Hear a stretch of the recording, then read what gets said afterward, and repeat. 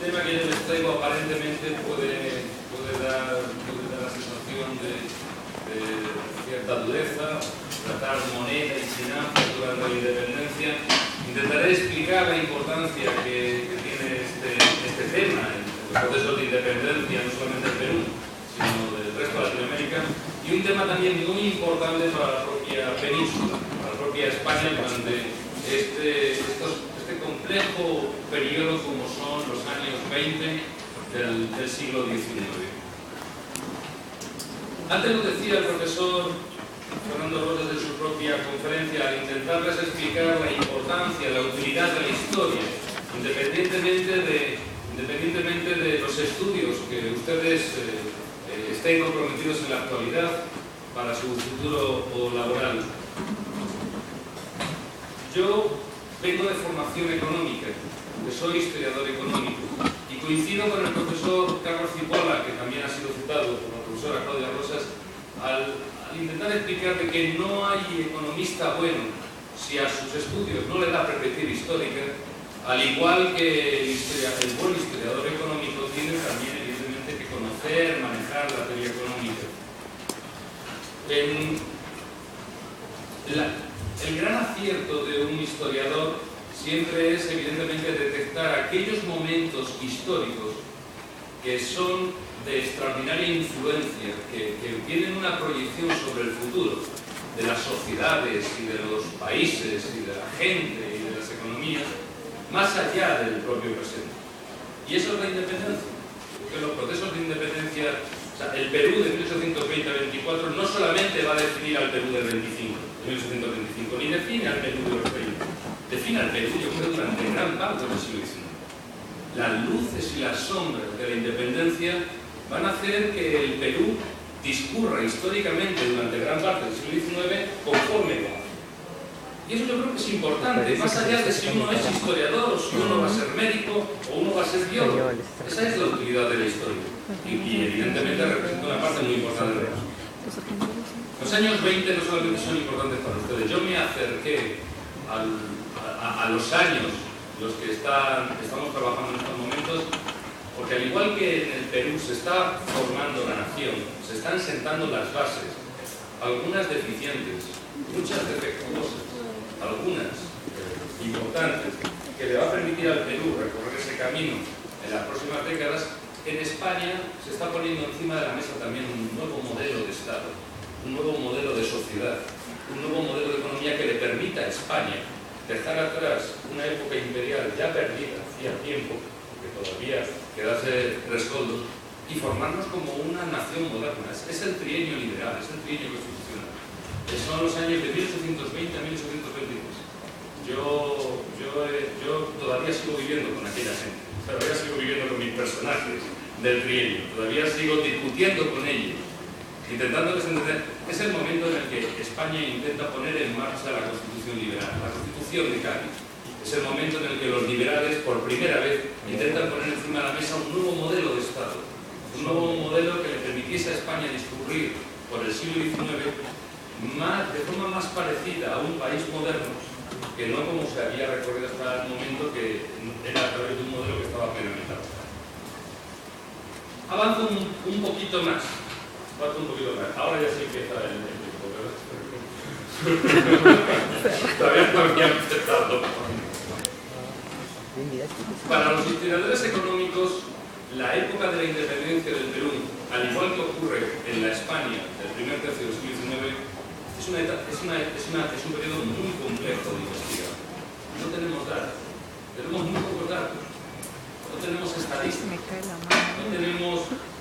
Es un momento, como señala, esto lo señala Jorge Ferma, lo señala también Josep Fontana para el caso de España, es un periodo de apagón estadístico.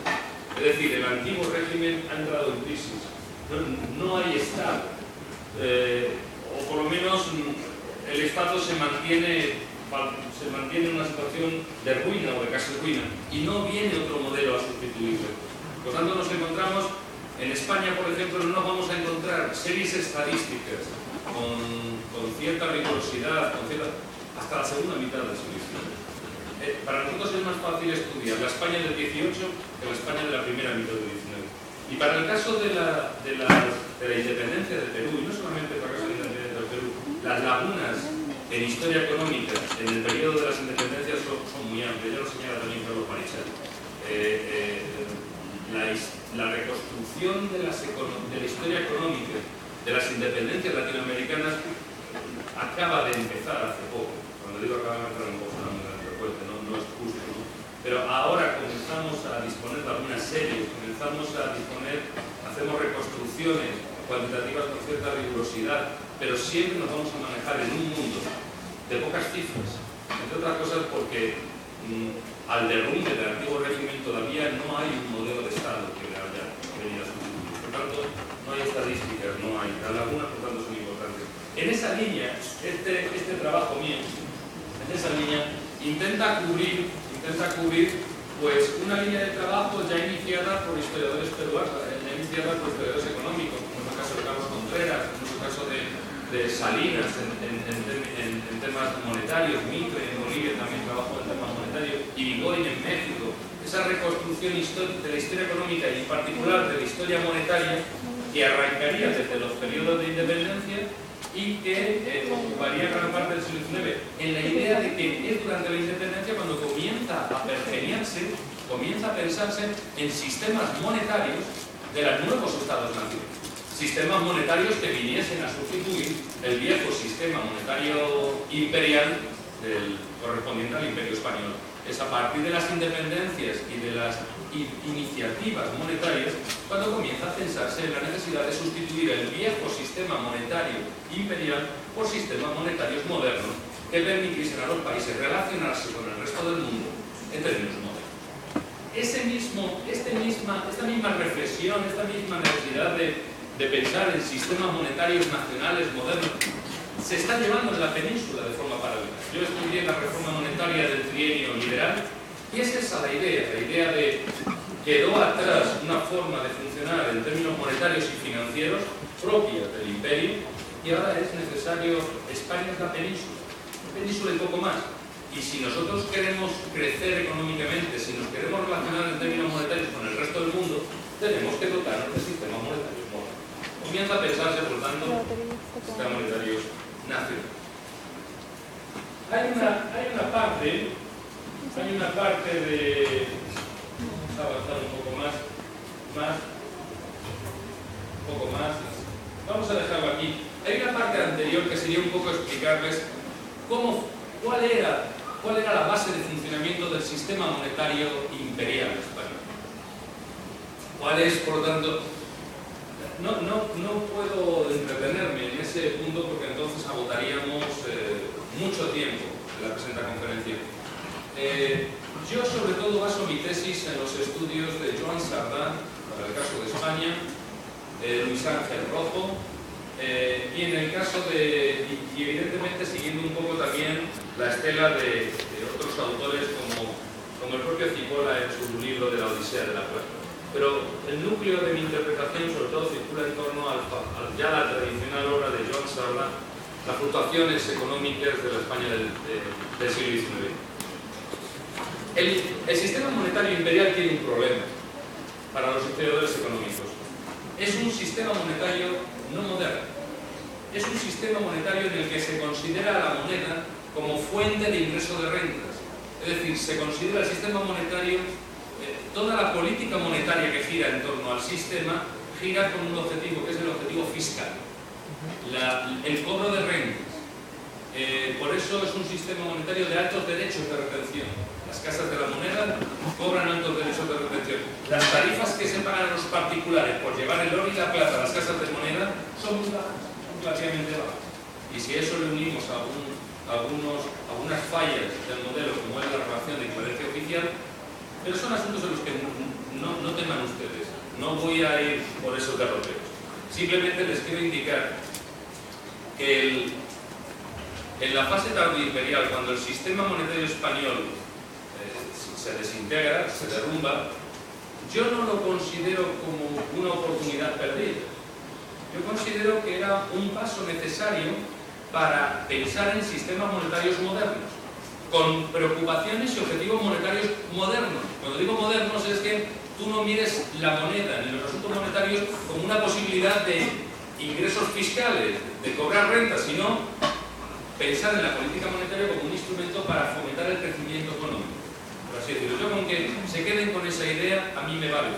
Por lo tanto, para mí el derrumbe monetario que experimenta España y su imperio no es una desgracia en términos históricos. Yo la considero como una oportunidad para poder repensar desde España y desde los nuevos espacios independientes el cómo levantar sistemas monetarios, por así decirlo, de nueva planta, en donde se pensase en la política monetaria con objetivos modernos: control de precios y estímulo del crecimiento. Porque la corona no tenía preocupaciones modernas. Cuando digo no tiene preocupaciones monetarias modernas, se acuña una moneda fuerte, según Cipolla una macromoneda, es el real de 8, el peso español. Pero casi toda la moneda fuerte, que además los ingresos que cobra la corona son muy elevados, por eso es moneda fuerte, o bien se exporta, sale de las fronteras del imperio muy rápidamente, o bien se atesora.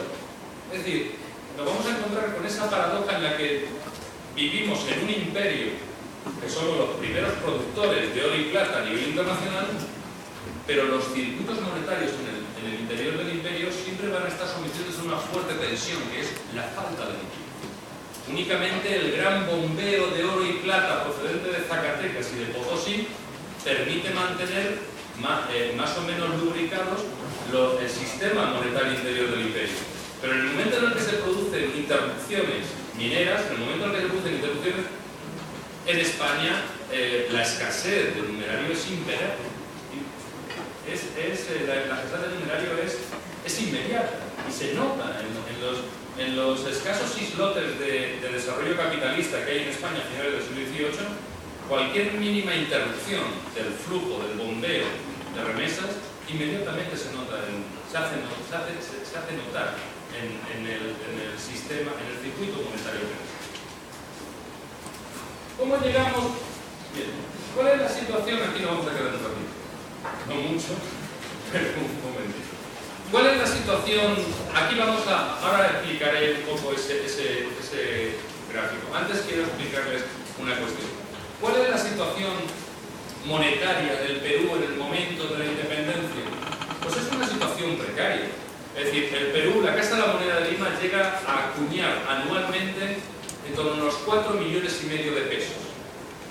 Porque el 96% de las acuñaciones es moneda fuerte. Por lo tanto, la inmensa mayoría de la moneda que acuña la Casa de la Moneda de Lima sale fuera del circuito monetario peruano. Muy rápidamente, aquí se retiene muy poco. Y lo que se retiene, como es moneda fuerte, tiende a ser atesorado. Por lo tanto, en Perú siempre se va a vivir una especie como de esquizofrenia monetaria, en la que va a haber momentos de fuerte deflación o tensión hacia la deflación por la escasez de numerario de calidad en circulación, junto con momentos de tensión inflacionista por la amplia difusión de numerario de baja calidad, de muy bajísima calidad. Y eso además conviviendo con espacios en donde impera todavía de forma muy manifiesta, a pesar de los avances en la monetización, impera una economía de intercambios reales, en donde el cacao, los ajíes, como la propia colección documental a la que el profesor Fernando de Rosa de Santa hacía referencia, en la colección documental sobre la independencia, ahí aparece como los ajíes, el cacao y otra serie de productos siguen siendo utilizados a principios del XIX como moneda de cambio en los intercambios económicos. En el momento en el que estalla la guerra, la escasa, ya de por sí escasa liquidez en la economía peruana se ha